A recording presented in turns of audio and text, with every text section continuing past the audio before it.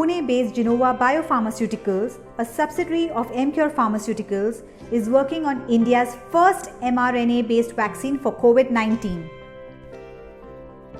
Genova has received funding from Department of Biotechnology and plans to start Phase 1 clinical trials in October 2020. For COVID-19 vaccine, Genova is using next generation technology which combines mRNA and adjuvanted nanolipid carrier.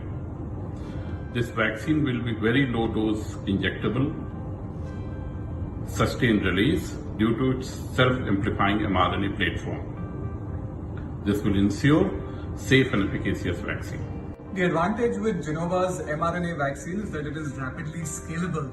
So Genova can tap into the vast specialized nanoparticle capacity that has been already created at Emcure sterile parenteral sites to make close to 200 million doses.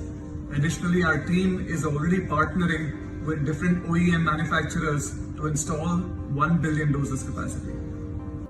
Led by the visionary founder, Mr. Satish Mehta, who has given many innovative and first in India products to the country. Emcure is committed in its fight against COVID and is working towards Swasth Bharat, Atmanirbhar Bharat. Jai Hind!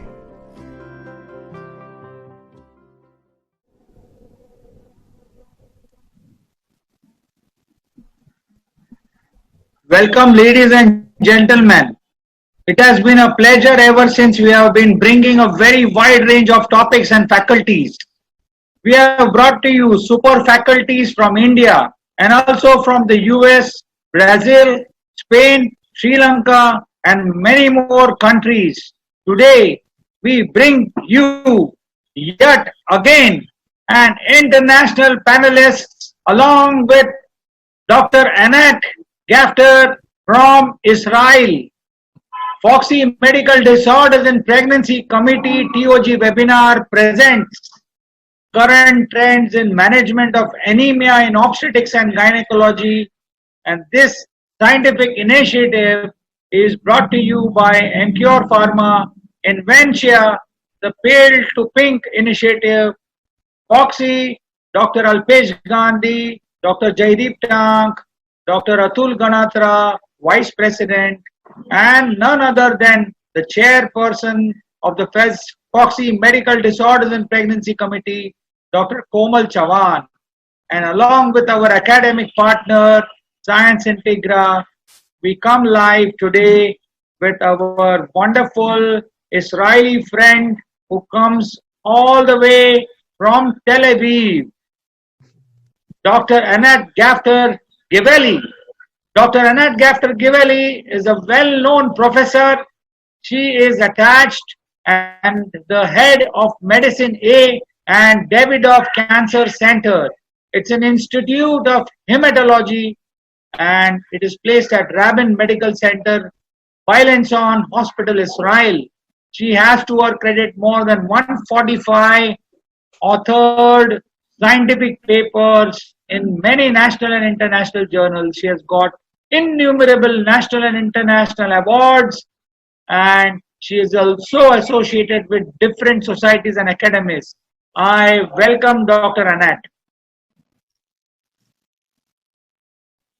And we have, along with Dr. Anat, Dr. Professor S. Shanta Kumari Madam.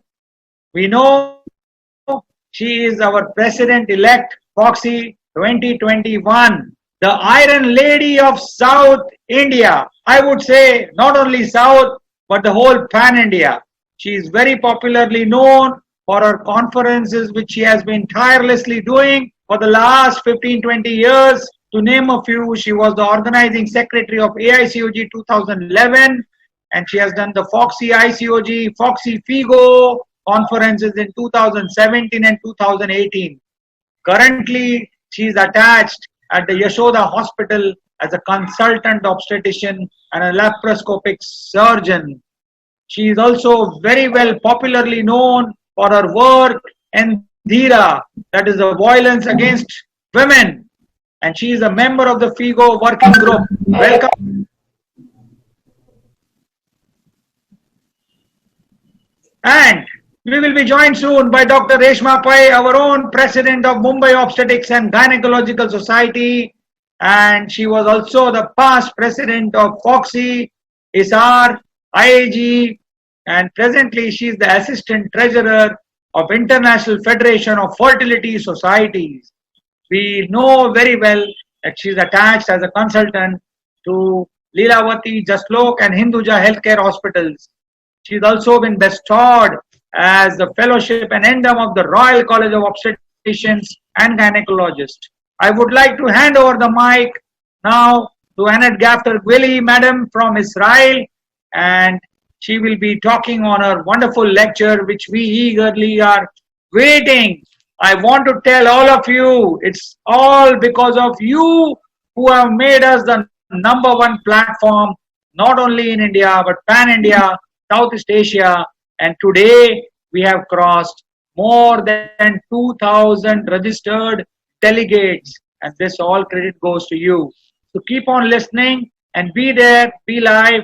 Welcome you all, and we have this wonderful benchmark report which shows that 88% of the registrants who attend our workshop and our TOG seminars and CMEs, they log in and they register 94% of them in the first week itself.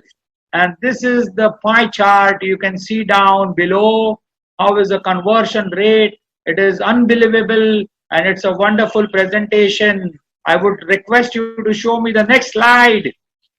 This slide is going to tell you the average viewing length of time, and it is 51 minutes. And the login curves, it has gone up to 3,600 login curve which are viewed live, and the average attentiveness of the score is seen on the left side, where 38% are involved in panel discussion, 28% as speaker of webinars.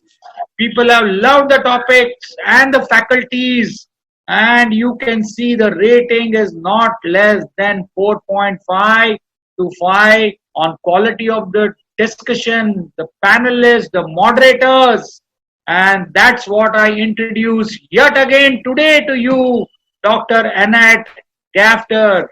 This is the best part. Welcome, madam. The mic is yours. Hello, thank you. I would like to share my screen with you. Hello and good afternoon. In this lecture, I will be talking about iron deficiency anemia in pregnancy. And we will go over a few topics. First, anemia and iron deficiency, a quick introduction. Then the consequences of anemia and iron deficiency in pregnancy. A little bit about iron absorption and requirements. The diagnosis of iron deficiency anemia. The treatment of iron deficiency anemia, intravenous versus oral iron. Then we will go over the intravenous iron supplements that we should use. And lastly, the safety of intravenous iron. So we'll start with a little bit about anemia. Anemia is a common disorder considered as a global public health problem. It may affect up to a quarter of the world's population, especially in preschool children and in women. And that's according to the global and regional data from the WHO information system. The prevalence of anemia worldwide is estimated at 9% in developed countries, but it may reach up to 43% in low-income countries. What about anemia and mortality? Anemia has been shown to be an independent risk factor for all-cause mortality in population-based studies in the general population. It's associated with cardiovascular mortality, with cancer-related mortality as well. And it is also associated with increased mortality in settings such as chronic kidney disease, heart failure, acute coronary syndrome, and malignancy. What do we know about iron deficiency anemia? So first, iron is the most common micronutrient deficiency worldwide. And iron deficiency is estimated to affect more than 35% of the world's population and more than 40% of the gravidas. It is 100 times more prevalent than cancer. The majority of pregnant anemic women living in under-resourced countries are iron deficient. And iron deficiency anemia is a direct contributor to 20% of all maternal mortality. In India, iron deficiency anemia is associated with 80% of all maternal deaths. Some statements from the WHO over the years. One is all women of reproductive age are at risk for iron deficiency. And iron deficiency anemia has been associated with increased risks of low birth weight, prematurity, and maternal morbidity. Iron deficiency and anemia reduce the work capacity of individuals and entire populations and bring serious economic consequences and obstacles to national development. Iron has a pivotal role in pregnancy. It's involved in the physiology and functioning of every cell and organ in the body. It's associated with oxygen transport, with erythropoiesis, with energy production, with DNA synthesis, and with cell proliferation and growth. Cells with high metabolic rates require more iron and are at greater risk for dysfunction during iron deficiency. And here we can see a schematic about the importance of iron for functioning and survival across all levels of complexity: cells, tissues, organ, body, and finally the whole population. Iron is critical for the function of the mitochondria, for activity of other enzymes, for transport and structural proteins, for the remodeling, tissue remodeling of the heart. And in iron deficiency, there's impaired exercise capacity, there's reduced work efficacy, and also impaired cognitive performance and behavior, and lastly, impaired morbidity and mortality. What do we know about iron deficiency in pregnancy? So a little bit about the definitions of anemia in pregnancy. As you know, the definition of anemia not in pregnancy is hemoglobin level less than 12 in women and less than 13 in male. That's according to the WHO. The WHO definition for anemia in pregnancy is a hemoglobin level of less than 11 grams per deciliter. Mild anemia is between 10 to 11. Moderate anemia is between 7 to 10. And severe anemia is less than 7 grams per deciliter. CDC definition is that the same, except that in the second trimester, a hemoglobin level of less than 10.5 is considered anemia. And this is to account for an increase in the plasma volume relative to the increased RBC mass. Anemia in pregnancy has impacts on both maternal, fetal, and the neonate. The maternal impact.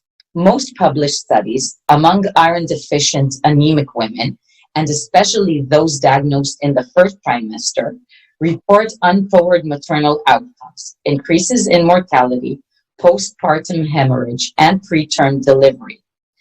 Also, anemic women have weakened immunity, reduced work capacity, and a reduction in the quality of life.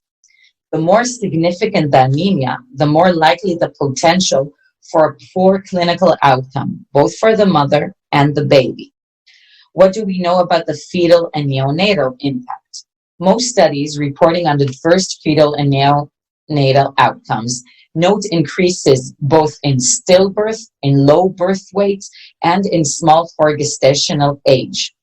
The changes in an infant's brain secondary to iron deficiency can affect the brain growth, myelination, neurotransmitters, and brain programming.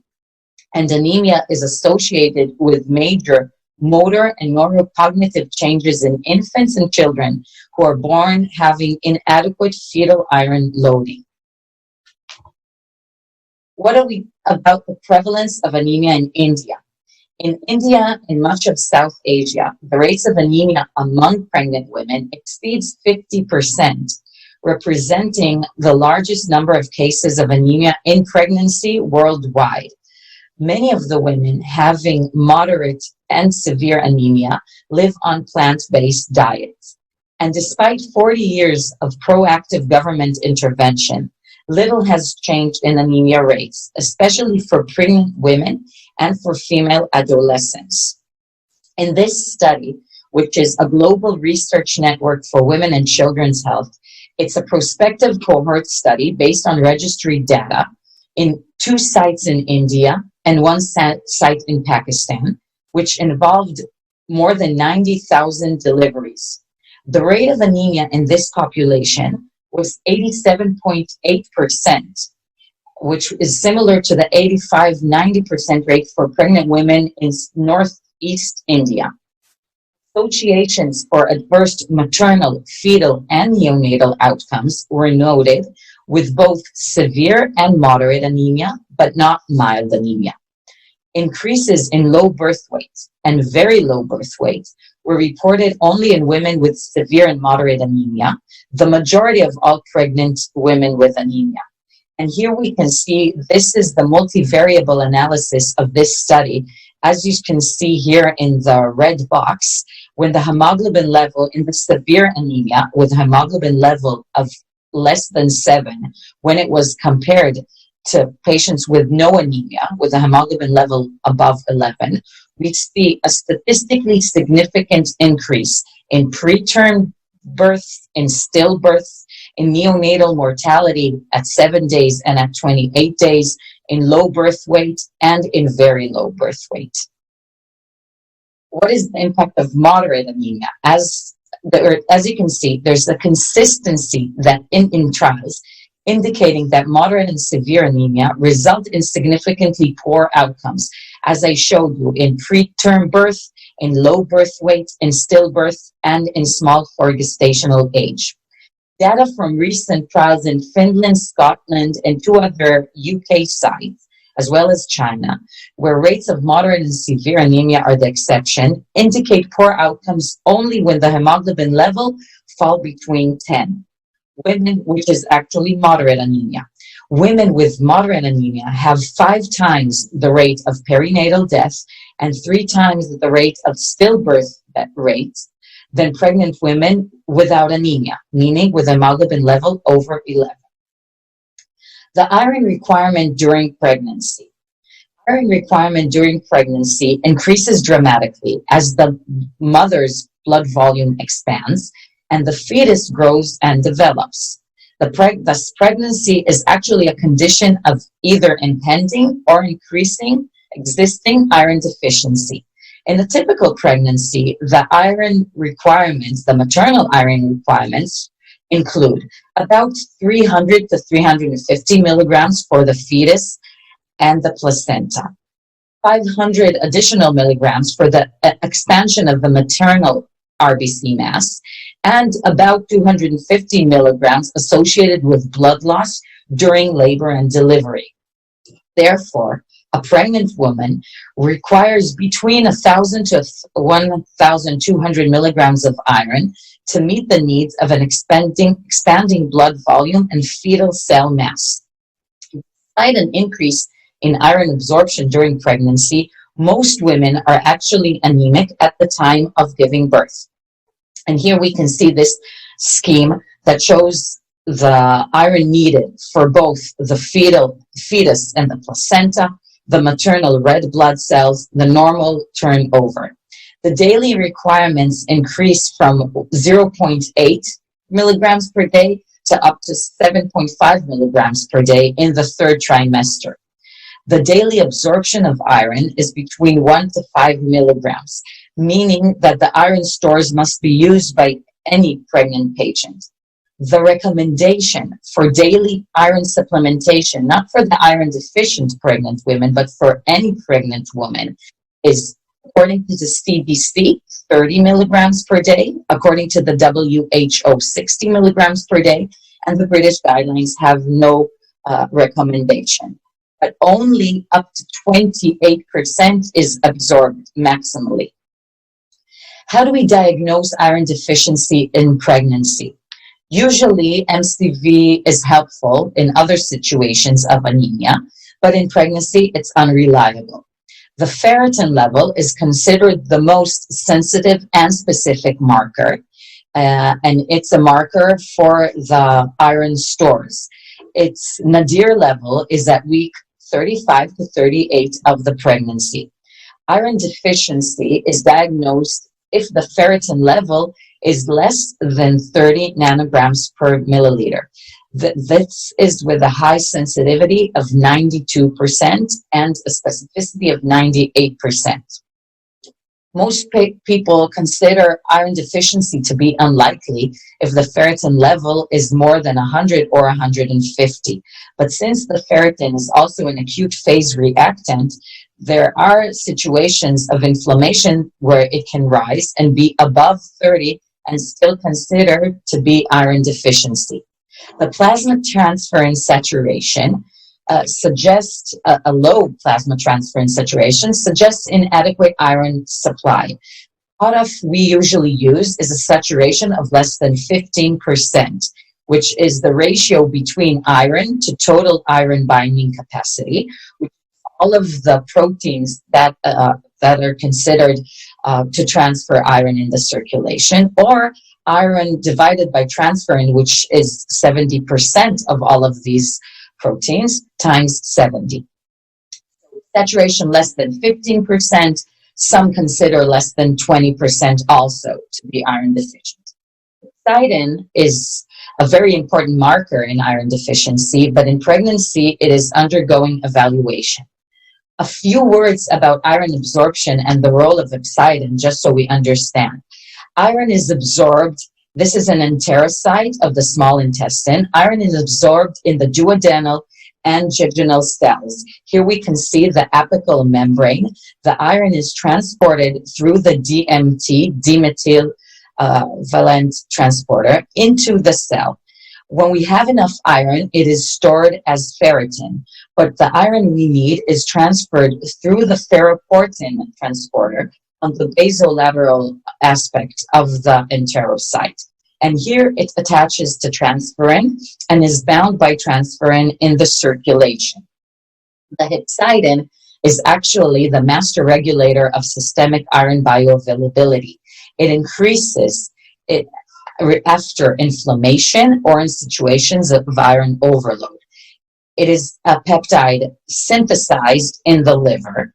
And what happens when there is an increase in hepcidin, it attaches to this ferroportin transporter, which I just told you about, in the basolateral membrane of the enterocyte. The same ferroportin transporter is also in the macrophages, and the hepatocytes have it as well. Once the hepcidin attaches to the ferroportin, it internalizes into the cell, into the enterocyte, and undergoes degradation. This blocks the iron transport. So if dietary iron, which was transported via the DMT1 transporter, iron is remained in the enterocyte, meaning there is a block in the absorption of iron, a decrease actually in intestinal iron absorption, and the release of iron from the macrophages that we need for the recycling is also inhibited. Hepcidin decreases as the pregnancy progresses, with the lowest hepcidin levels seen in the third trimester of pregnancy. Pregnant women with undetectable serum hepcidin transfer more maternally ingested iron to their fetus than women with detectable hepcidin, indicating that maternal hepcidin in part determines the iron bioavailability to the fetus. How do we choose the route of which to replete the iron? There are two ways, either oral iron or intravenous iron. Both have advantages and disadvantages. We should consider the degree of anemia, the stage of pregnancy, and factors that may influence absorption of iron in the gastrointestinal system. The oral iron has the advantages of low initial costs. It's effective for most patients. Doesn't have many serious adverse events, but many disadvantages are gastrointestinal side effects. Compliance may be low, and it may be inadequate for severe and ongoing blood loss. As for intravenous iron, it's also effective for most patients and results in more rapid correction of anemia. And the best thing is you are able to administer large doses, up to 1,000 milligrams, in a single infusion. So let's talk a few minutes about oral iron supplementation. The dosing changed. It is still considered between 60 to 200 milligrams of elemental iron per day for an iron deficient pregnant lady. All preparations are equally effective. How do we administer the oral iron? The best way is between meals. You should avoid antacids, milk, or tea that decreases absorption. It should be taken with either water or orange juice or that has vitamin C. But the new thing in recent years, according to 2 studies that we will talk about in a minute, is that less is probably more. Lower doses of oral iron, only 40 to 80 milligrams, and not, as I said just a minute ago, are better, taken either once daily or alternate daily. And multiple doses may cause a paradoxical decrease in absorption, and this is mediated by an increase of hepcidin level. So the first study that I will quote is a study by Moretti et al. From Blood in 2015. This study showed intriguing findings in 54 iron-deficient women that were given different dosages of oral iron. And iron absorption was best when the dosing was restricted to lower doses and less frequent administration. As you can see here, they were given between 40 milligrams to 240 milligrams daily. And absorption was determined on the consecutive morning. And the best absorption, as you can see, is when the dose was 40 milligrams. At doses of iron more than 40 milligrams, there was between 30 to 50% a decrease in absorption. This is another study by Stoffel et al., which was published in Lancet Hematology in 2018. Here, the iron was given alternate daily dosing of 60 milligrams instead of daily. And the alternate daily, first, the total iron absorbed was 88 milligrams instead of 67. As you can see here, the alternate day was better, and there were less gastrointestinal adverse events. And this last study, just from this year, from the same author, tried alternate daily dosing of either 100 or 200 milligrams, and the 100 milligrams, both were alternate daily, but the 100 milligram showed better absorption and 50% less gastrointestinal side effects. This is a forest plot of a meta-analysis that assessed 43 trials and 6,831 patients, not pregnant patients, all patients in the general population that were given oral iron versus placebo or oral iron versus intravenous iron. In this forest plot, we see versus the placebo. And we show that there is an increase in adverse events, gastrointestinal adverse events, with an odds ratio of 2.32. The incidence of gastrointestinal adverse events across all of these studies were almost 70%. So if we have to summarize oral iron, globally, it's still the frontline drug and the standard of care for addressing both prevention and treatment of anemia in pregnancy. For compliant patients, we see increases in hemoglobin and small decreases in low birth weight. Published evidence fails to show benefit from increasing the standard dose. 30 to 60 milligrams of elemental iron is reported to provide the same effect. Every other day dosing is probably superior to daily dosing. And still, published rates of daily oral iron use approximate only 36 to 42%. And between 50 to 70% of pregnant women who are given oral iron compare of some kind of adverse event. So what do we know about intravenous iron in pregnancy?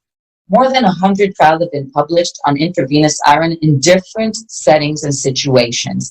Its use is proven to be extremely safe, including in pregnancy.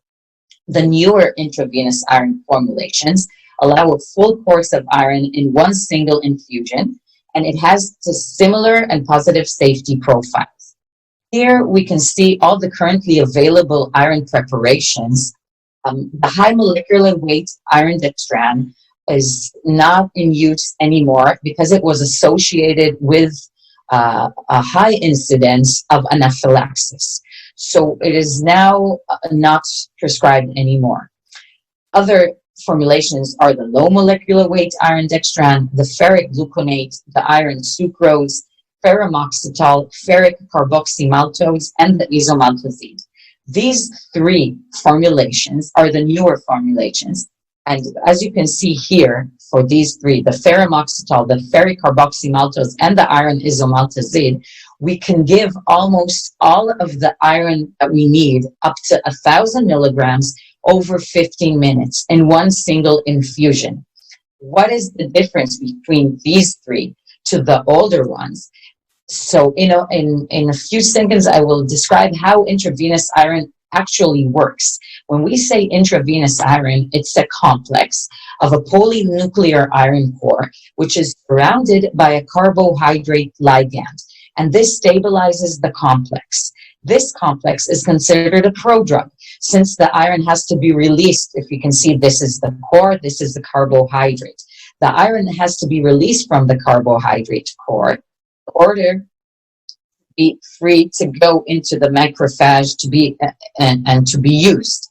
The type of carbohydrate ligand is essential for the release. Some complexes are weaker, and when we say the weaker complexes, is the older formulations, the iron sucrose, for example. Because of the weak complex, there is increase in labile iron and less iron before the macrophage endocytosis and non-selective tissue uptake. The rate of release of the bioactive iron is inversely related to the strength of the carbohydrate complex. In FCM, we'll call ferric carboxymaltose FCM from now, the complex is strong, so there is a slower release of labile iron. So the IV administration of weaker or less stable complexes, such as the ferric gluconate, is followed by the dissociation of the carbohydrate shell from the iron core before the macrophage endocytosis. Here we can see the ferric carboxymaltose. This is the iron core. This is the carbohydrate shell.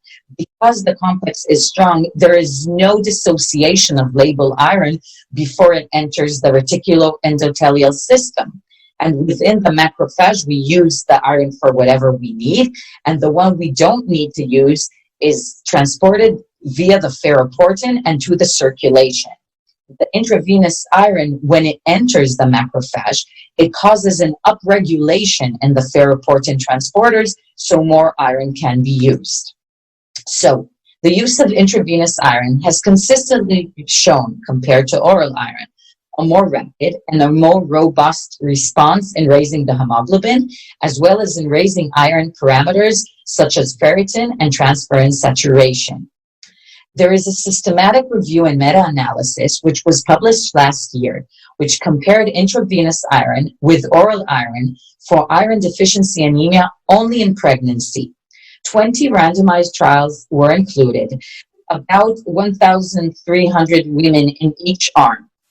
Iron sucrose was the most common intravenous iron in 14 of the 20 trials.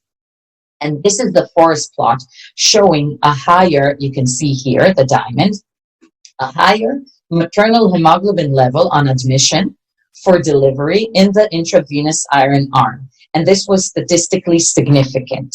Here we see also a higher maternal ferritin level at delivery. And these 5 studies were included in this analysis. It favored intravenous iron. There was also no significant difference in blood transfusion, cesarean delivery, or in neonatal hemoglobin. There was a statistically significant increased association in higher birth weight and fewer medication reaction with the intravenous iron. What do we know about ferric carboxymaltose for the treatment of iron deficiency in pregnancy? So this is probably the most important study. It's a randomized controlled study of FCM called FAIR-ASAP. It is multi-center open label, and 250 pregnant women were recruited. The randomization was to FCM versus oral iron, and the amount given was calculated according to the body weight and the hemoglobin level. Most patients received between 1,000 to 1,500 milligrams. And as you can see here, the red is the FCM arm. In both arms, the hemoglobin level improved. But the mean changes in hemoglobin level with FCM, and as you can see here at week 6, it was statistically significant. A better change in hemoglobin level for the FCM group. In addition, the pregnant women treated with FCM were twice as likely to achieve anemia correction, meaning hemoglobin over 11, 84% versus 70%. And the median time to achieve this correction on hemoglobin was shorter, 3.4 weeks versus 4.3 weeks. And here we can also see a sustained increase in the ferritin level at week 3. And also we see better outcomes in terms of quality of life. This is the changes in the SF36 survey, both in vitality scores and in social functioning scores. Here we can see prior to the delivery, the FCM in red, better scores. What about safety? The incidence of adverse events was similar between treatment arms. In the FCM group, 49% experienced adverse events, and in the ferric sulfate group, 40%. And the majority of events were mild. More gastrointestinal disorders were reported with oral iron, and there were serious adverse events in 23 women in the FCM arm and in 10 women in the oral iron arm. There is also prospective observational data for FCM. This is a prospective study of 65 anemic pregnant women who received FCM. Here it was given 15 milligrams per kilo between 24 and 40 weeks of pregnancy. And here we also show the elevation in hemoglobin. There was a significantly increased hemoglobin value, which we can see here from week 3 to week 6 and at week 8. Ferritin values increased as well. Of the 29 women, which consisted almost 45% women that were interviewed, they reported improvement in their well-being. And no serious adverse events were found, only minor side effects in 20% of the patients. There is also retrospective data regarding FCM. This is a retrospective analysis of 863 pregnant women with iron deficiency, and FCM significantly increased hemoglobin level in women with mild, moderate, and severe iron deficiency, as you can see in all of these, at 3 weeks and 6 weeks post-infusion. What about iron sucrose? There's no documented advantage for employing IV iron sucrose compared to one single intravenous iron dose. Iron sucrose, which we said is the weaker complex, only 200 milligrams can be given maximally. So we need a minimum of 5 intervals, which may lead to problems in patient access or more potential for non-adherence. This is a recent trial that was conducted in India. It's a randomized controlled trial that demonstrated the superiority of a single FCM infusion over iron sucrose. Women here were recruited in New Delhi between 2016 to 2017. Women with moderate to severe anemia, meaning hemoglobin less than 10. There were 100 patients, and it resulted in a mean rise in the intravenous iron group, a mean rise in hemoglobin level at 12 weeks that was significantly higher. And we can see it here, the mean rise of 2.9 grams per deciliter versus 2.2 in the oral arm. There was also greater improvement in fatigue scores, less visits to the hospital, and no serious adverse events. There is also retrospective data of iron sucrose versus FCM. And here we see in this study of 206 pregnant women, here iron sucrose was given in earlier years and FCM was given since 2008. There was an almost statistically significant rise in hemoglobin in the FCM arm and less adverse events. So when is intravenous iron the preferred route? In specific populations in pregnancy, populations that have problems in absorption, celiac disease, IBD, gastric bypass surgery, or hyperemesis gravidarum.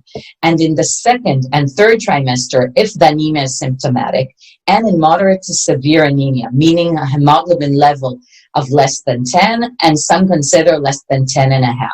And in situations that we don't have time for oral repletion, if we started at week 30. And here I want to show you an algorithm from How I Treat that my colleague and I wrote for Blood in 2017, How I Treat Anemia in Pregnancy. When we consider a patient with a hemoglobin level less than 11, and a diagnosis of iron deficiency according to ferritin less than 30. In the first trimester, we still recommend oral iron. It was in 2017 when this algorithm was made, but now I wouldn't write 325 milligrams daily, but something between 30 to 60 milligrams orally alternate daily. We start from oral. We hope the hemoglobin rises, but if it doesn't, after 13 weeks, we can start intravenous iron. In the second trimester, if the hemoglobin level is less than 10.5, we recommend intravenous iron. And in the third trimester, we recommend intravenous iron for all pregnant women. What about safety issues? Over the years, many concerns have been raised regarding the safety of intravenous iron, and the feared adverse reaction was anaphylaxis. But this was only with high molecular weight iron dextran, which is currently not used anymore. And when it is avoided, the serious adverse event rate of other formulations is less than 1 to 200,000. Here I want to show you a systematic review and meta-analysis of our group, which was published in the Mayo Clinic Proceedings. We pooled 103 randomized controlled trials of intravenous iron given for different settings, pregnancy as well. And 10,000 patients were treated with intravenous iron compared to either oral iron, no iron, or placebo. And the type of iron preparation was iron sucrose in most of the trials, in 57 trials, and FCM in 15 trials. As you can see, other preparations in less trials. Overall, there was no increase in the risk of severe adverse events with intravenous iron compared to control. There was no increase in the risk of serious infections, and the risk of cardiovascular, neurological, thromboembolic, or gastrointestinal serious adverse events also was not increased. Neither was mortality. There was even a decreased rate of gastrointestinal adverse events. There was no death or anaphylaxis related to infusion. So we concluded that intravenous iron was not associated with an increased risk of adverse events. In a viewpoint review that my colleagues and I wrote a few months ago to the Lancet Hematology, we assessed the administration of intravenous iron in different situations and analyzed the same meta-analysis. And what I just wanted to show you in this table, when we consider all of the intravenous iron compared to oral iron, all severe adverse events, it's about 4.3% in the intravenous iron group versus 5% with no statistically significant. And when we look by compound in the ferric carboxymaltose, there's no difference between that and oral iron. And as you can see, or any other formulation. And when we look at severe adverse events by system, there's also no difference between intravenous iron to the oral iron. The only thing that was statistically significant is infusion reactions, 0.4 versus 0.1 in the oral group, and this was significant. And the mechanism for infusion reaction remains unknown, but it could be due to activation of complement, referred to as complement activation-related pseudoallergy, caused by label-free iron. This can lead to symptoms such as flushing, myalgias, or chest pain. Another newly identified side effect of intravenous iron, which is specifically with iron polymaltose and ferric carboxymaltose, is hypophosphatemia. I won't go into it because we don't have enough time, just to say that there are a few randomized control trials, and this is the most recent one with FCM compared to ferromoxetol, which showed a higher incidence of hypophosphatemia. The mechanism of this side effect is probably due to an increase in the urinary phosphate excretion mediated via the phosphaturic hormone, the FGF23. However, in many studies that is shown, it is transient and has minimal clinical implication. So to summarize, intravenous iron has superior efficacy to oral iron in pregnancy. Intravenous iron is safe. With the advent of new intravenous iron formulations, as we've shown with the FCM, we can complete replacement of dosing in 15 minutes and with a favorable safety profiles. And physicians should be motivated to consider giving higher priority for the use of intravenous iron as the treatment of choice for iron deficiency in pregnancy. Thank you very much. Thank you, Dr. Anat. It was a wonderful presentation, Thank you. and the way you have gone through all the trials, the iron carbohydrate complex, how it binds, and the GI system. You have explained the physiology, the safety of FCM, and we went through the prospective studies, the retrospective analysis, and you even included the Indians trial of All India Institute of Medical Sciences, where the rise of hemoglobin was seen by 2.9%. You went through the fatigue score, and I especially like the slide which you have demonstrated today, where you have divided how, as per the hemoglobin of 10.5, less than 10.5, more than 10.5, and depending upon what the trimester is.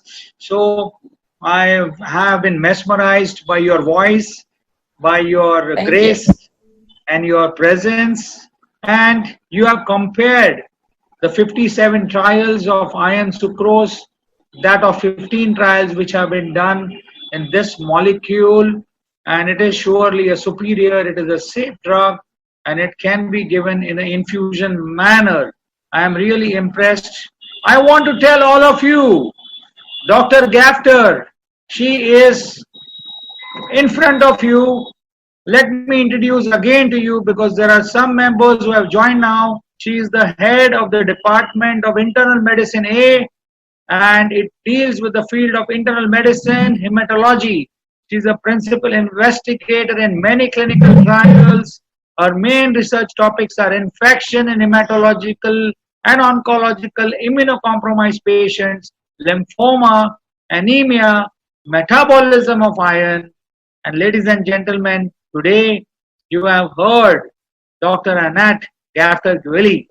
She is a principal investigator in many clinical trials, and her main topic is infection in hematological and oncological immunocompromised patients. As I said, it has been a wonderful, madam, you being here along with our president-elect of FOXY, Dr. Shanta Kumari madam, and our wonderful president of Mumbai Obstetrics Gynaecology Society, and the past president, Dr. Reshma Pai. So before we go ahead with those, I have few questions to be taken from the audience to you, and there have been various conditions they have seen, and they have gone through your whole topic. There are few questions we would like to ask you, madam. Yes. This question is by Astha Kaushal.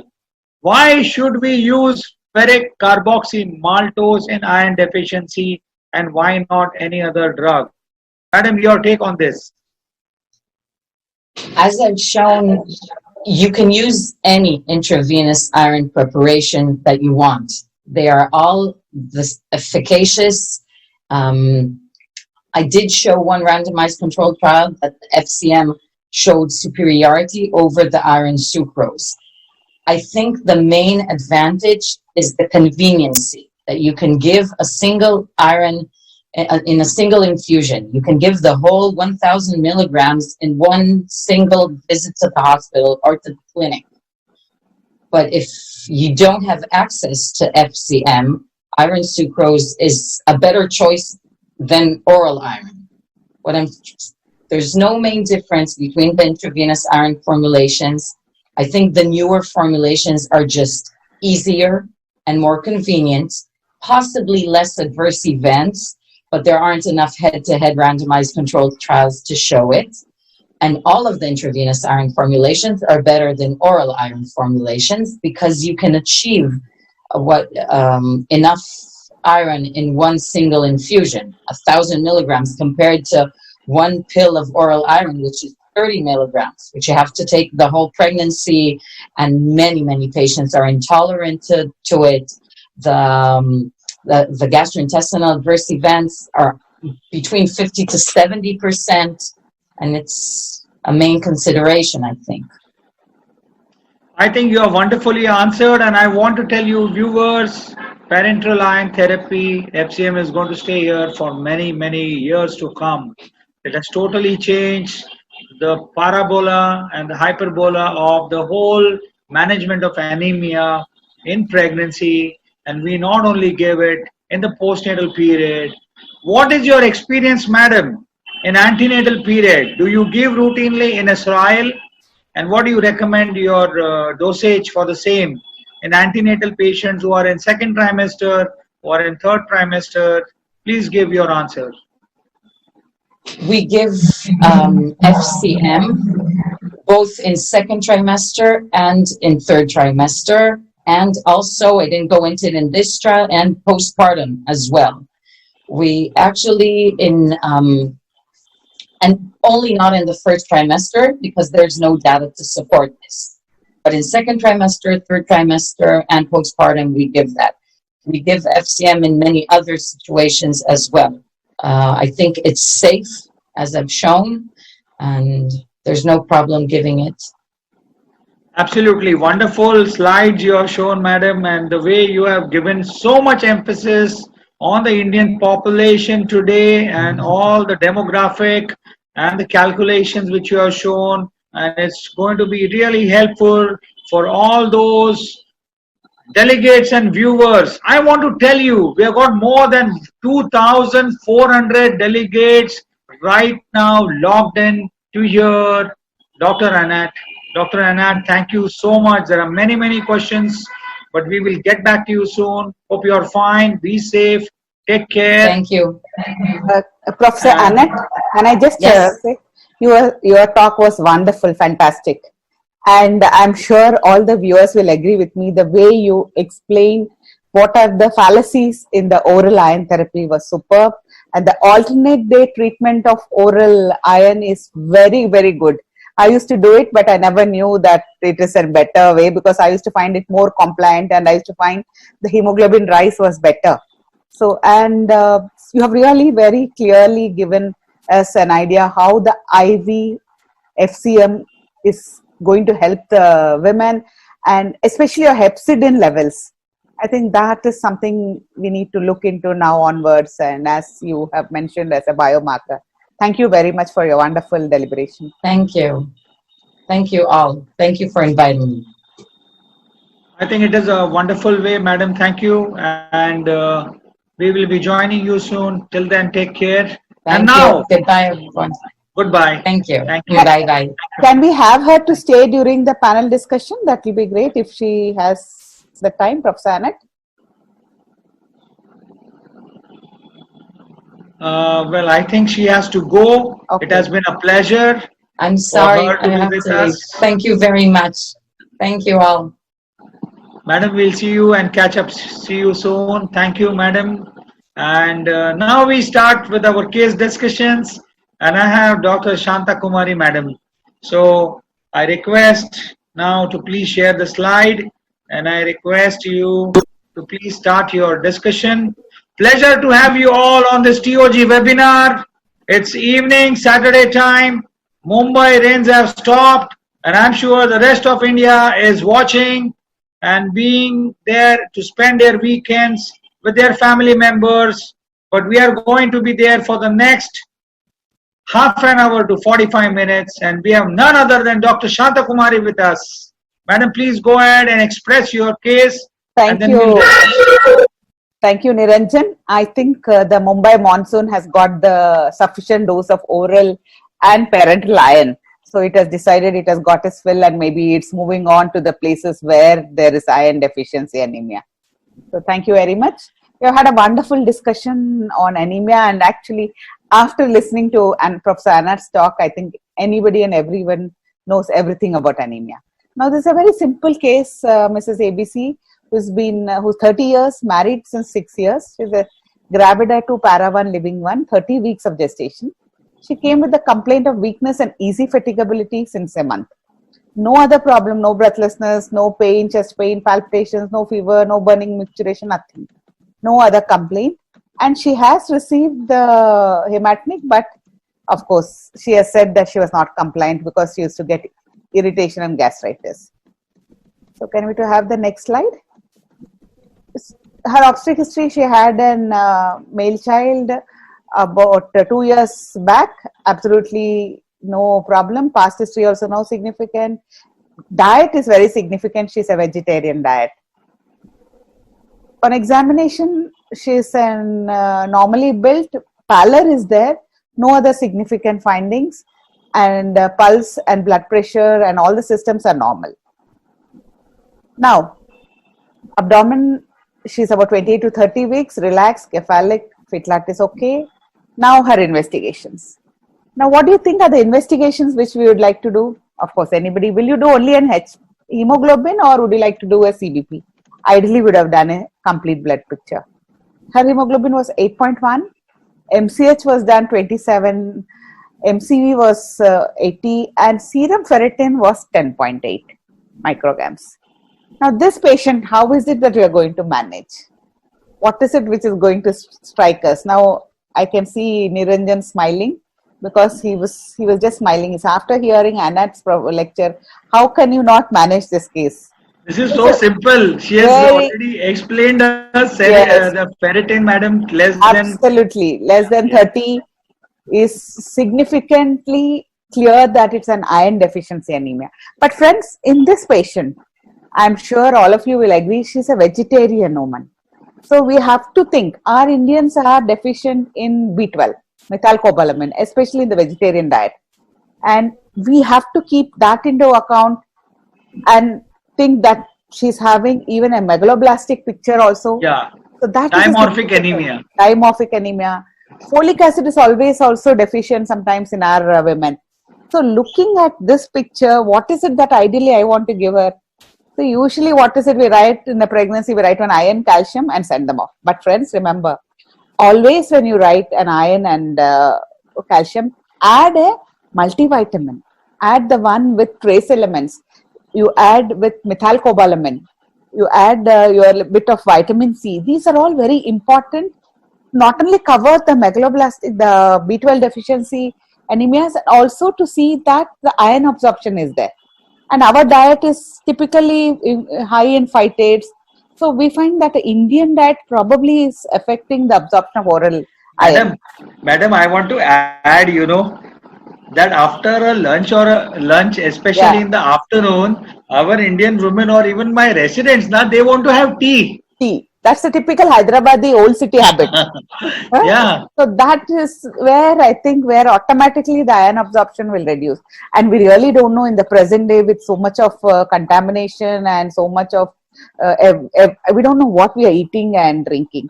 So that could also be something beyond our knowledge. Maybe we'll have more people to do more research and find out that these other factors are also affecting the iron absorption in the diet. So typically what is it we have found? Anyway, she was supposed to have taken oral iron. It has not worked. She's already 30 weeks. So we got very little time. So ideally, I would prefer to put the patient on a parental iron, which is moderate anemia. And you have heard all the complications, even moderate anemia in Anat's lecture. So friends, I think you have to go in for a parental iron. Now let me ask Niranjan. Niranjan, what parental iron would you give for this patient of mine? Madam, I remember when I joined my residency in 90s, and Dr. Reshma Pai madam will also agree. When she was doing residency, we used to be there in the labor ward. We used to be in the antenatal ward of Vadia and KM. And in those days, we used to give, or we used to see our registrars, and also in our Sion hospital, we used to give iron dextran. If you go back 30 years back, yes, and then that used to be a black screen. Can you just stop at that moment? I remember the 30 years back when I was also an undergraduate. My father is an ENT surgeon. So he used to tell me, be very careful when you are given iron injection. Oh, yeah. If nothing will happen, you are a king or a queen. But if one reaction happens, remember your career is finished. I don't know why he used to tell me always about iron injection. That was same what my professor used to tell. So I had that worry, scare that something will happen with the parental iron injection always. So we used to sit with the patient with all the things ready. Madam, so, and even Dr. Reshma madam, and you will agree. Reshma, can you join us? Reshma madam, will you please unmute your mic? Unmute your mic.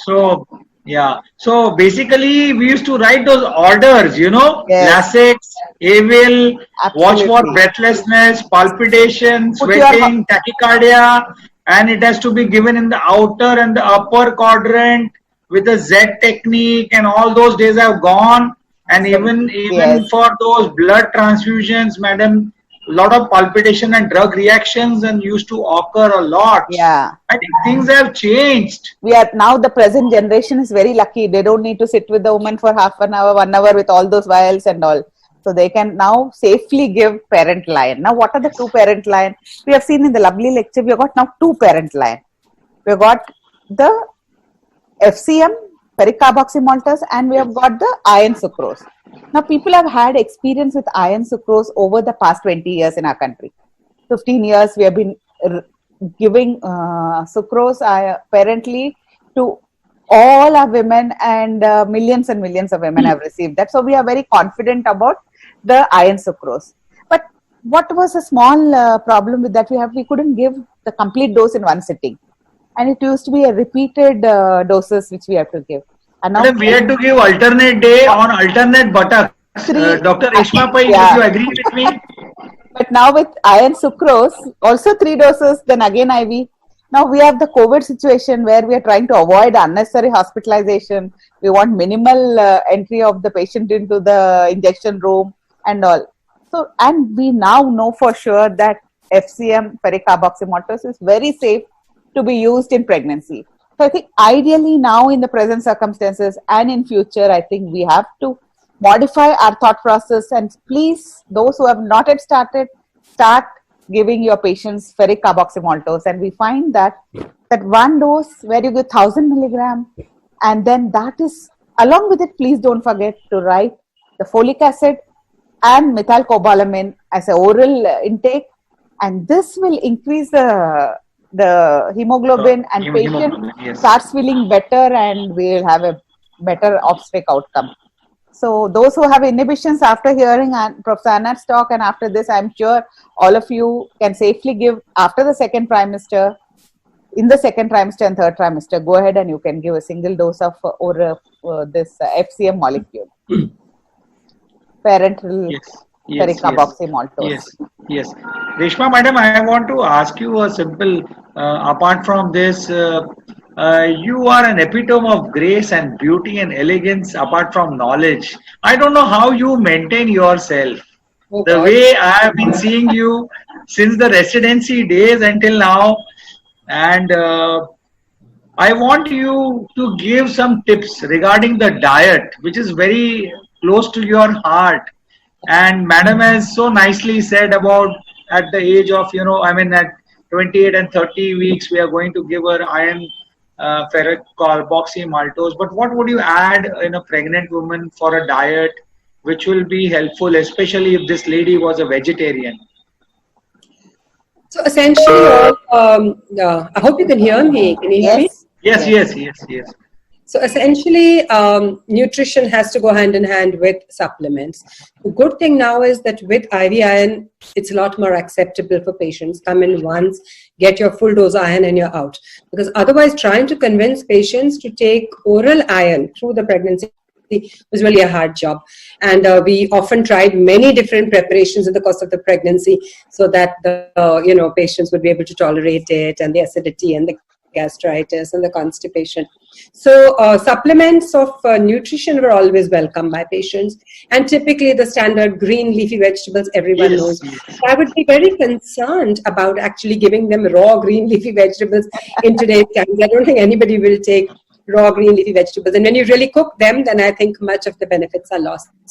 So I would recommend things like, for example, pomegranate. I would recommend jaggery. I would recommend banana. I think all of these are really good sources of iron, and relatively safe to take compared to raw green leafy vegetables.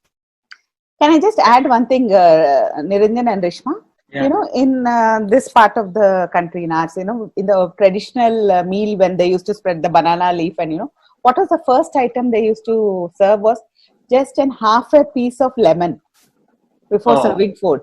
Yeah. This was very, very important, because that lemon, which you add in your food and eat, I believe would increase the intake of all the iron and all that.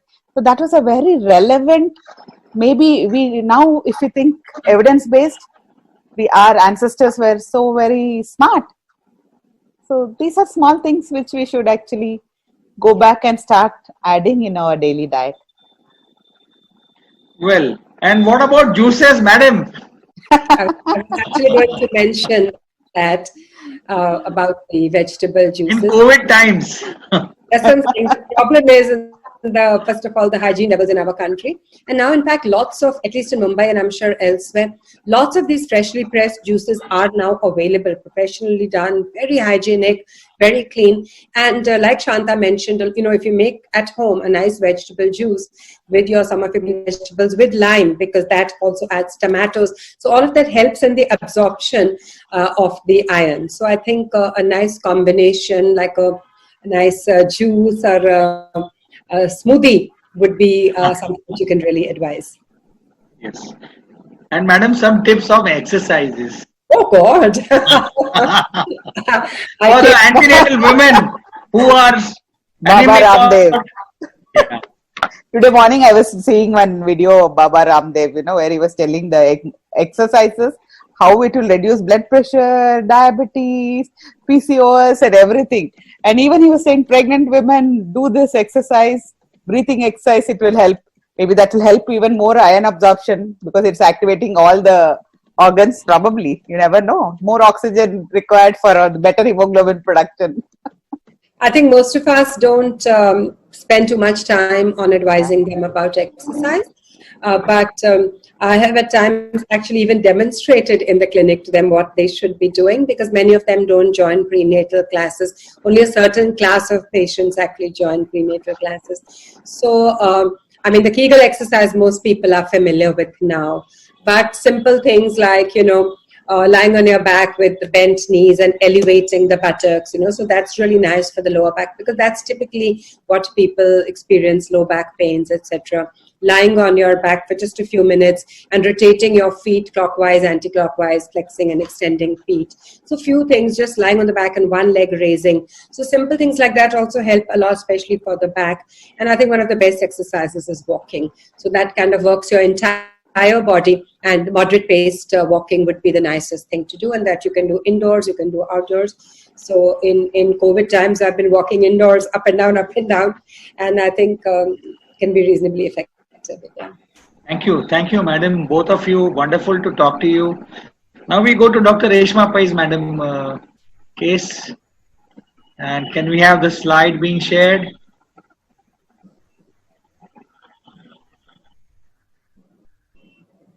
Madam, will you be sharing the slide? Yeah, Srimon is sharing. Thank you.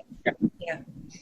So we have a case here of a 30-year-old lady with a previous abortion, and she had undergone a DNC following that, and then of course she wanted to plan pregnancy a year later. And she, in the interim, has been suffering from heavy menstrual bleeding, more than 6 months, bleeding continuously with clots, 7 to 8 days, and the cycles have been regular but extremely heavy bleeding. And obviously, with all this heavy bleeding, she's extreme fatigue and lethargy. She's been taking some oral iron for low hemoglobin, taking some treatment here and there. But every time she'd take oral iron, she'd get gastric upset, and obviously she kind of stopped with all the constipation and all those problems. Next slide, yeah. And otherwise, she's fine. She's reasonably okay. No other major medical problems. So she looked, even on examination, averagely built, everything okay. Of course, she looked pale because she'd been bleeding so much, but otherwise no obvious pathology on examination. And pulse and BP were all quite normal. Next. And on abdominal examination, nothing significant. Uterus looked normal on vaginal examination as well, with no tenderness, etc. Hemoglobin was significantly low, down to 7.6 grams per dl. Platelets were normal, total counts were normal, coagulation was normal, and thyroid, again, normal. Sonography, as on our PV examination, also we saw the uterus was normal, endometrium was not too thickened, was good, and there was no major pathology in the adnexa as well. So this is the patient which we see very, very often with menorrhagia and even young girls. So how would we go about managing this lady? And really what we needed to bring to attention was, and I don't know whether everyone's doing this, is immediately first classify the patient. What kind of AUB is she suffering from? So we have to start thinking like that immediately put it into the Palm-Cohen classification. The Palm part, as you all know, is actual pathologies, which this patient doesn't have. And you go into the Cohen segment, and most likely she would be falling into the either an ovulatory disorder because she has fairly regular cycles, or she would be into the endometrium pathology, maybe. So she would be, falling into the AUB, O, or E. So that's the first thing that you do, because we've ruled out any other pathology. Once you know that these are the problems, then you know that typically this lady will hopefully respond to medical management. And that's how you start treating her. You could start with non-hormonal management, and I typically would do that. What about you, Niranjan? I think you're absolutely fine. We will have to investigate her, and what she requires is anti-inflammatory NSAIDs and absolutely to reduce her bleeding. Maybe I will admit her as this interesting case you have already said, because as she is having weakness, fatigability, and probably we'll have to investigate in the details, which has already been done. And we need to do serum iron studies. And as Dr. Shanta Madam has said, it could be a dimorphic picture in a gynac patient, and we will have to find out what is exactly. And well, ultrasound shows nothing. Yeah. So I would like to control her, with this situation, put her on OC pills for at least till the time she settles down. And there is no other option. See, I don't want to give her a risk of having a blood transfusion at this stage. And surely as the bleeding will stop, we can give her ferric carboxymaltose injections, and that can be given the first injection on admission. And then later on, we can call her on OPD basis in the next week, and then subsequently in the next week. So that would be my line of treatment. And obviously, madam, if she is fine and the thyroid is normal, the platelet count is normal, there is no endocrine problem, there is no autoimmune, there is no exactly any uterine pathology, or maybe I might put after 3 months the hysteroscope, but I don't know. By the time she might be not having any of these problems also. So I think the yes, Shanta madam. Sorry, Reshma madam. Yeah, that's the issue here being, first of all, though the hemoglobin is low, patient is stable, pulse BP is all normal. So possibly, maybe not requiring admission immediately. You can definitely manage her on outpatient because she's stable. And I would start really with tranexamic acid, non-hormonal, good drug, and you know that most people respond well to it with ovulatory kind of an infertility. So start with 500 twice or thrice a day during the periods. Typically, if it works well, 50% reduction in bleeding can be achieved just with that. So we'll get some time. Meantime, of course, we build up her hemoglobin. She's already not tolerated oral iron. So that part, I think, is easy. Again, we've seen most of the investigations are normal, so we don't have to do too much. There is a cause and effect relationship here. If she didn't have bleeding, we would be worried. Why is she so anemic? But she's giving you a typical history of heavy bleeding. So I think we'd assume that is the primary cause. And basic hemoglobin, basic ferritin, and find out that she's iron deficit with her MCV, MCHC, all low. That will typically be the reason behind her situation. And give her one single dose of IV iron. So that way we can manage her completely on an outpatient basis. If she doesn't respond that well to tranexamic, then this girl is actually looking for fertility. So we don't want to put her much on OC pills unless it's just for a month or two that you want to think about it. But I would typically start with tranexamic because that's only taken during the period. She can try for fertility. If it doesn't work very well, maybe I'll give her progesterone in the second half of the cycle. So actually, I'd like to give her something like maybe dydrogesterone, starting from the 14th day of the period for 12 days, because that is also safe for pregnancy in case she becomes pregnant during that time. And so we've given her iron, we've given her progesterone. Most likely she will respond, and we should be able to manage her this way. Chanda, your opinions? I think that's perfectly, you have covered everything, Vishma, management. Thank you. Madam, I would like to add here one more thing. Probably I missed out in the first case too. I think deworming plays a very important role correct. in Indian scenario. Maybe it could be an obstetric or a gynec case, but that surely should also be looked into. Yeah. The whole, because those hookworm infestations, ankylostoma, duodenale, and I know. all those we have learned in our pathology, microbiology, parasitology. But I think the safe drug would be an albendazole. One dose would surely make a difference for her. Isn't it? Yeah. Absolutely right. So I think we'll go to the third case, Madam Dr. Shanta Kumari now. She's going to talk about her experience in managing this case. Dr. Shanta. Yes. Now, this is a 26-year-old woman in Alipara who's recently married. She has come with a complaint of heavy menstrual bleeding since 4 months. Now, again, she's complaining of she has easy fatigability, but no other problem, no other surgical illness, nothing. She does not give history of any blood transfusion. Then family history also is okay. Examination, pallor is there, no other significant finding, and the CVS, all the systems are okay. For abdomen also, there is nothing significant, it's normal. And per speculum, the cervix and all were okay. On our pervaginal examination, we found that the uterus was bulky, mobile. There was a palpable mark which was seen in the posterior wall of the uterus. It was like, it was more of a bulky uterus, and the whole of the posterior fornix fullness was felt. So, but there was no tenderness. We investigated her routinely. We found the hemoglobin was about 8.2 grams, and the total count was 8,600. The thyroid hormone TSH was 3.1, and nowadays it has become very common, like the ultrasound is the third finger of a PV. So ultrasound pelvis TVS was done, the uterus was normal in size. There was a small intramural fibroid, which is about 4 into 3 centimeter, and endometrial thickness was 5. Now, how are we going to manage this case?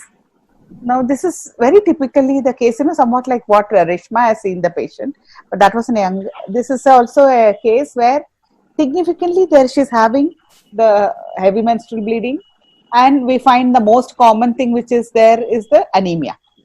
So it is a very, what do I call, a situation where it is the anemia per se could be leading to the heavy menstrual bleeding, and heavy menstrual bleeding again leading to anemia. So this vicious cycle has to be broken first before we think of anything. So ideally, you put the woman on tranexamic acid as told in the previous case, and then start your first priority should be to control the anemia, correct the anemia.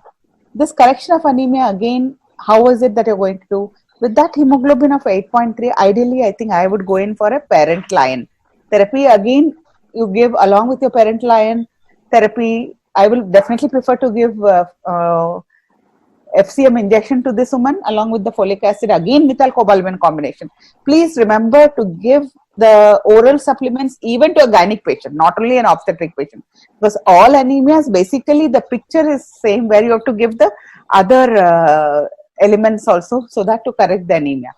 So as the anemia is getting corrected, then we have to focus on it that her bleeding issue is also sorted out. So right now, if she responds to tranexamic acid, good. Otherwise, we'll have to see whether we have to do something else for the management of that fibroid. But first thing is we have to correct the anemia per se for this woman. I think that's grossly how we manage this particular patient, and then depending on that, we have to manage that small fibroid which is there. Problem with all these patients is that they keep on bleeding. So you keep on building up the hemoglobin and they keep on bleeding. So unless we find a way to simultaneously stop, and nobody's going to recommend a surgical treatment for a 3 or 4 centimeter intramural myoma. It doesn't seem to be pressing on the cavity as well. So we have to look at conservative methods. And one simple thing we can try maybe is to give continuous, if the tranexamic doesn't work, is to give continuous hormone. So either a ocipel or a progesterone continuously without a break. So maybe 2 or 3 months continuous hormone medication. That way she doesn't get a period for 2 or 3 months, and we get enough time to build up her hemoglobin. Meantime, we can try some conservative methods if we feel that the fibroid is the cause. So ulipristal comes in here. If you want to try it out. that was what was that. Try it out. And another thing, in case, like I said, it is. I don't think the fibroid is the cause for this particular bleeding. It's probably not the cause. But if all other things have been ruled out and this is the only thing, then you could even consider an MRI-guided focused ultrasound, because this is a nulliparous girl. She's looking for fertility. Surgery is not recommended. If all other things are ruled out, maybe. So these are literally second, third line of treatment, not first. I have one. See, we have been talking about the MRI guided, the HIFO and all the technique. Yes, lot of studies they felt okay, but so this girl is a nulliparous girl. So we still, I feel we have to have more studies, more evidence-based studies to say that it's absolutely okay, even in a nulliparous woman, before we actually go ahead and give the MRI-guided HIFO study. Reshma, though we have heard that there are few studies, but I think we need more studies before we advocate that. Actually, yeah. So in this particular case, I'm not even suggesting it. I'm not saying this fibroid needs any treatment. So my opinion is that this fibroid needs no treatment. But I'm saying as a second line, if everything else has failed, if everything else is not working, then as a second or third line of treatment, surgery would still be avoided, medical line of management. If not, then you might want to consider, and there's a difference here. So we are discussing two different options. One is embolization. Embolization is not to be done. No. Not to be done. No embolization. We wanted to make the only reason I'm mentioning it is to say it's not to be done, because it really causes damage to the ovarian reserve. So embolization, not to be done. MRI, however, has no radiation. Nothing is damaging the uterine artery. It's very, very focused. It's going in and only attacking the fibroid like a laser would. So very, very tiny burns on the fibroid. The heat is not spreading anywhere. So which is why, in fact, MRI guided focused ultrasound is recommended for nulliparous. Yeah, I agree with you, but I still feel that we need more studies before we can. I mean, let's wait and watch. Something available everywhere, but reasonably safe in nulliparous girls as well. Madam, what about, if you permit me, can I put a scope inside and do a myomectomy? Not at all. Why do you want to do a myomectomy for this small? I don't think so. Just because you have a scope in hand, the skill in hand, and because you are little having time, I don't think you should go and touch that. Of course, we got the die-hard laparoscopy, so we'll say yes. Myoma, after 3-4 months, that 4 into 3 fibroid can go on increasing, and further there is a possibility if it increases, let us see.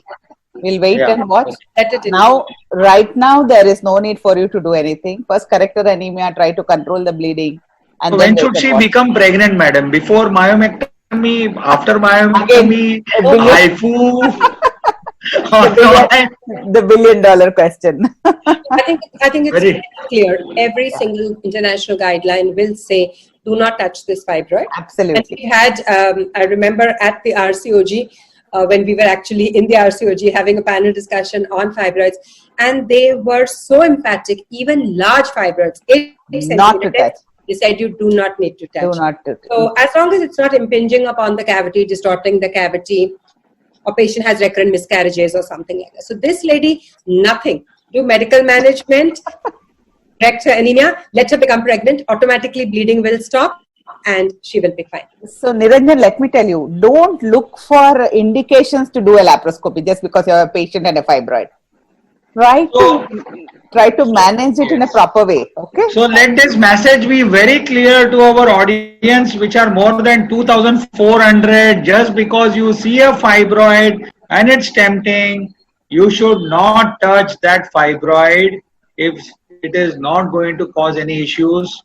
Myomectomy can be done, but I think at this stage of time, what she requires is absolutely and rightly said, treatment of anemia, calm her down. She's going to be very, very situation of a particular where doctor sahab mera fibroid nikalo, but no, that would not be the whole issue. Yes. And we want to highlight this issue very importantly to all of the audience which are there. Madam, you both are so wonderfully explaining them, and not only about one aspect of treatment of anemia, but we covered medical management, we covered HIFU MRI, we covered endoscopy. So I think this discussion is going great. Thank you so much. Now we go to the last case. Madam Shanta Madam. I think Rishma. I think now is Rishma's case. Rishma Madam. So we have here a 31-year-old, para 1, living 1, day 1 of FTN, which is just delivered. And she complains of a lot of weakness and giddiness after her delivery, no breathlessness. She delivered a female child 2.9 vaginally, no complications, everything was normal. And she did not have any other medical surgical history or anything in the past as well. Next slide. And on examination, she had pallor, but nothing else, no icterus, cyanosis, otherwise good, pulse is good, BP is good. So not showing evidence of, tachycardia or something because of acute blood loss. None of that was there. Next. The uterus well retracted, abdomen soft, not bleeding actively at all, even though it's just 1 day later, and episiotomy is all fine. Hemoglobin is about 8 gram. Obviously, we looked at it because she was complaining of the weakness and fatigue and everything.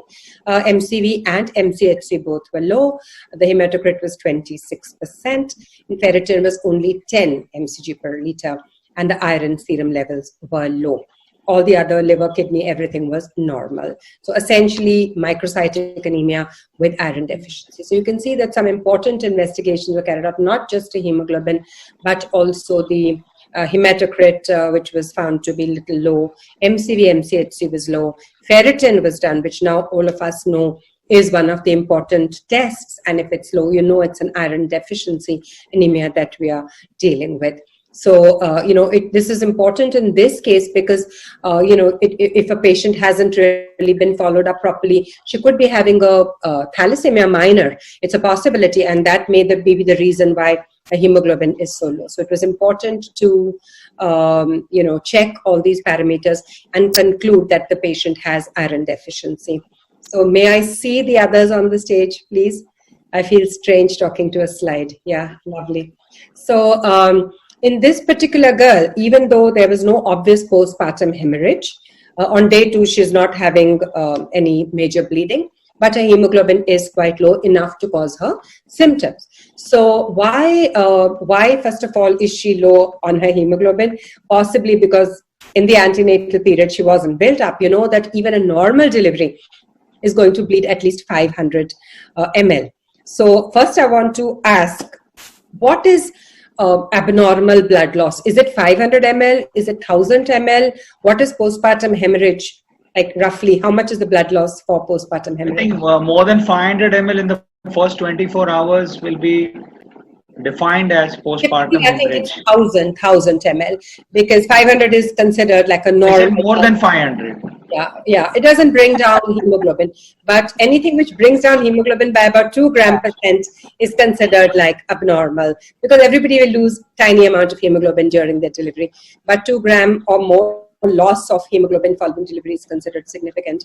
And so this girl obviously either had postpartum hemorrhage during the time of delivery, which went unnoticed, some atonia, some excessive bleeding prior to suturing the episiotomy, or she went in with low hemoglobin, which is very, very common in our population.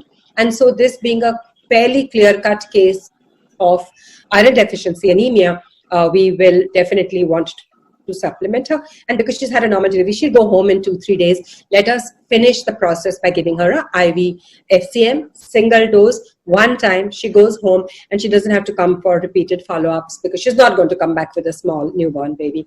So I think we can solve the problem right there and then. Of course, we typically tell all our patients, and this is extremely important in the postpartum period, iron, calcium, everything, folic acid, DHA, all to be continued. And I typically tell them till you are breastfeeding and even a month after that, because during the breastfeeding they're losing so much nutrition to the baby, and even after they finish breastfeeding, another month of all these supplements so that the body stores are built up. So that is how we would counsel or manage this girl. Shanta, you yes, Rishma, I think that was a very valid point which Rishma has brought up.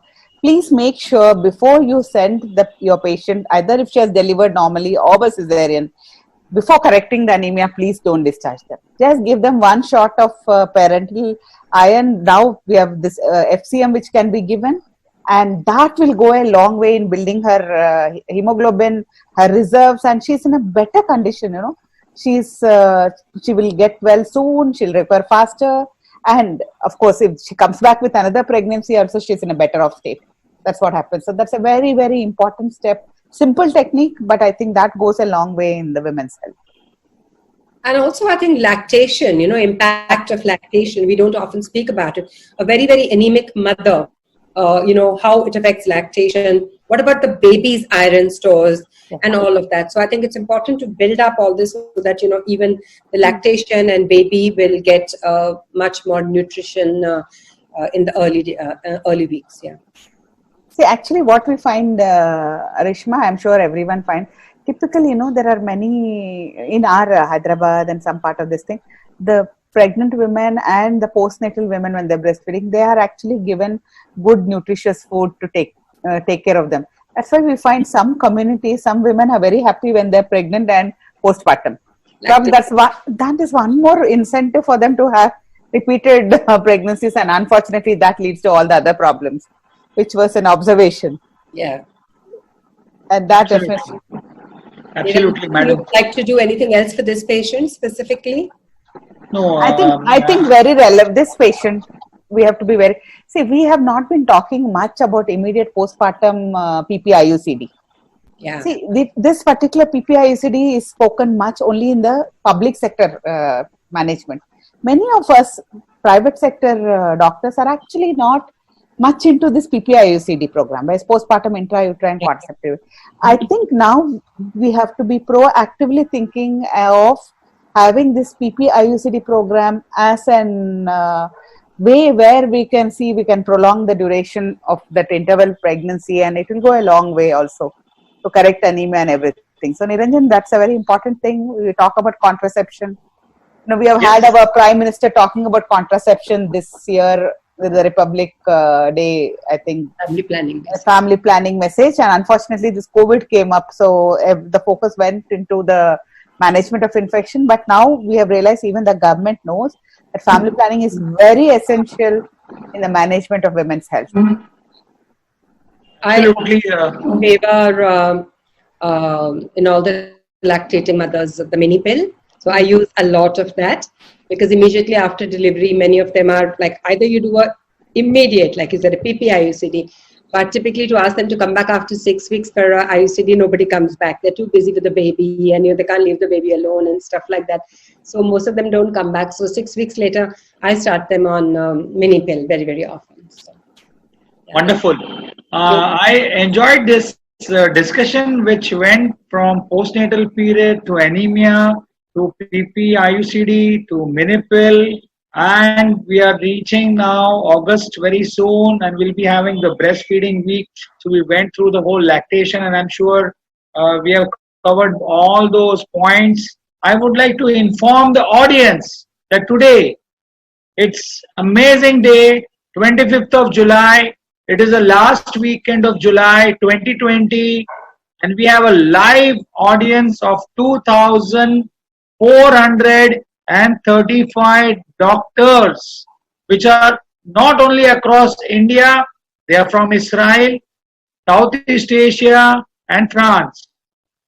I would also like to reiterate here that we had Dr. Annette Gafter-Gively, who spoke amazingly on the subject, and she took us all the way to anemia in pregnancy with her trials. As you already know, she's the head of the Rabin Medical Center in Israel, and she has a lot of contributions in this aspect and subject. And today we are honored that she had joined us, and this is the benchmark we set. TOG Webinar platform, and all these faculties have given their precious time. Dr. Reshma Pai, I remember that 1 month back also you discussed with me that you had gone and performed a cesarean section in a COVID time. And Dr. Shanta Madam, you still are doing a wonderful job in your society in obstetrics, and you are nothing less than COVID warriors. People should not think that we just come here and sit on a webinar. We are working in the daytime, evening time, we are still there and we are for you. Each faculty of you have mesmerized. And though Dr. Anak left us early due to her pre-commitments, we surely will ask her presence sometime in future to join and be a part of this wonderful webinar series. There are wonderful comments which have been coming, and one doctor from Modinagar, UP, he has said that wonderful presentation and a very riveting panel discussion. This is Dr. Lakshmi Gupta. Madam Reshma Pai, I want you to talk something again on diet. I'm not going to leave you. And this question is from Dr. Avinash Badiye. He has said, would adding beetroot in the nutrition help? So what's your take on that? No, Niranjan, what is the secret of your energy, Reshma? Energy is not that great, but yes, beetroot is yum, and I love it, and I often have it. In fact, I'm very, very fond of a nice salad made out of beetroot. So yes, because like I said, in practicality, eating green leafy vegetables is really not that easy, and I typically avoid it because I'm very, very scared. But yes, something like a beetroot, definitely, and any iron rich foods would be great. I tend to favor not so much iron, but as a food, I like eggs. I think it's a wonderful, very complete food. Of course, we have a very large vegetarian population, and many of them may not be egg eaters, but that I think is one of the easiest and good and nutritious and low calorie and high protein food that one can have if you're non-vegetarian. For vegetarians, I think it really comes down to the legumes finally and the vegetables, not much choice in that. Reshma, very rightly you put. I always advise my patients to have an egg daily. I think for the pregnant women, it's one food, it's an wholesome food, which I think all of us should recommend, because there are a lot of inhibitions, and some of them feel that causes heat, some feel it is not good in pregnancy. So those sort of fallacies we should actually address, and all of us should suggest egg to all our pregnant women in the diet. These are a couple of things which I think are, whether it's COVID times or otherwise, an egg a day, banana, because that's a safe food. It's nicely covered. You can, have it safely. Pomegranate, like I said, because it's again a covered, food.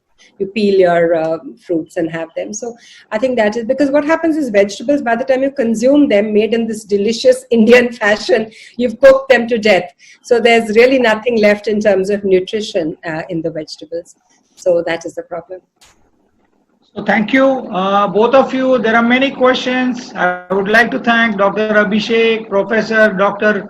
KB Subudi, Dr. Santosh Narlavar, Barsha, Priyadarshani, Chandrasekhar Kore, Hitendra Rajput, Madhu Singhal, Dr. Kavita Singh, Dr. S.B. Wankade, Dr. Shaista, Dr. Geeta Shri Desai, Dr. Devinder, Dr. Lakshmi Gupta.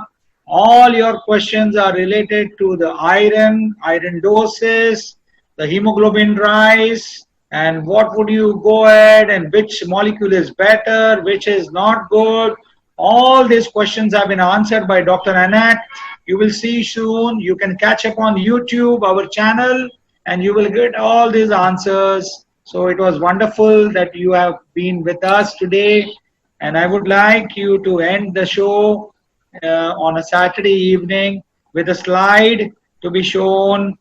And it's very important that we are going to be, today is the oldest you have ever been and the youngest you will ever be again.